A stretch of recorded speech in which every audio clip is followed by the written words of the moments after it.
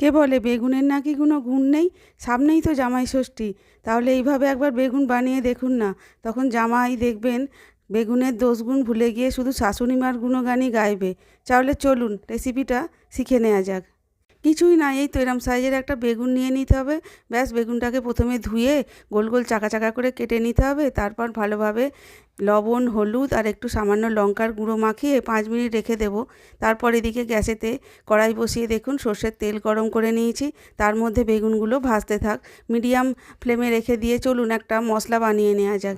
এদিকে দেখুন আমি এই মিক্সির জারটা নিয়ে নিয়েছি। তার মধ্যে খুব বেশি না, 5-6 চামচ নারকেল কুড়ো দিয়ে দেবো আর দুটো বড় বড় কাঁচা লঙ্কা দিয়ে দেবো। এবার ঝালটা আপনারা আপনাদের স্বাদ অনুযায়ী ঠিকঠাক করে নেবেন, কমিয়ে বা বাড়িয়ে। এবার চলুন পেস্টটা করে নিই তাহলে।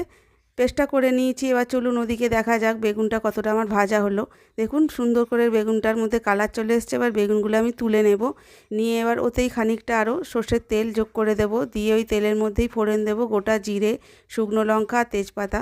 ফোড়নটা ভাজা হয়ে গেলে ওর মধ্যে দিয়ে দেব কুচনো পেঁয়াজ আর দিয়ে দেব কয়েকটা আস্ত রসুনের কোয়া। এবার পেঁয়াজ আর রসুনটা একটু ভালোভাবে ভেজে নেব।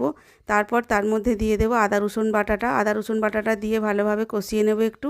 এবার তার মধ্যে দিয়ে দেব 1 বাটি টমেটো বাটা। টমেটো বাটাটা ভালোভাবে পেঁয়াজ আর রসুনের সঙ্গে একটু কষিয়ে নেব, যাতে ভালোভাবে ভাজা ভাজা হয়ে যায়, টমেটোর কাঁচা গন্ধটা চলে যায়। এবার এর মধ্যে দিয়ে দেব গুঁড়ো মশলা, যেমন পরিমাণ মতো লবণ, হলুদ গুঁড়ো, জিরে গুঁড়ো, ধনে গুঁড়ো আর শুকনো লঙ্কার গুঁড়ো সামান্য একটু দিয়ে দেব ঝালের জন্য। আপনারা না চাইলে নাও দিতে পারেন। আর দিয়ে দেবো কাশ্মীরি লঙ্কার গুঁড়ো। দিয়ে এবার ভালোভাবে মশলাটা এরমভাবে শুকনো শুকনো করে একটু কষিয়ে নেব। তারপর এর মধ্যে দিয়ে দেবো আগে থেকে বেটে রাখা নারকেল আর কাঁচা লঙ্কাটা। এবার দিয়ে বাটি ধোয়া একটু জলও দিয়ে দেবো। দিয়ে ভালোভাবে গ্রেভিটাকে ফুটিয়ে নেব। আর গ্রেভিটা যখন ফুটে উঠেছে দেখুন দুটো গোটা আস্ত কাঁচা লঙ্কা আমি এখানে যোগ করে দিলাম। আর দিয়ে দিলাম শাহি গরম মশলার গুঁড়ো। দিয়ে এবার আস্তে আস্তে করে বেগুনগুলোকে ছাড়তে হবে, কারণ বেগুন তো খুব নরম, জানেনই বেগুনের কোনো গুণ নেই, ওই জন্যই বলে।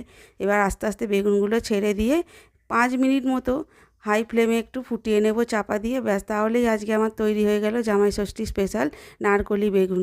কেমন লাগলো তাহলে রেসিপিটা যদি ভালো লাগে তাহলে ষষ্ঠীর দিনে অবশ্যই কিন্তু একবার বানাবার অনুরোধ রইল।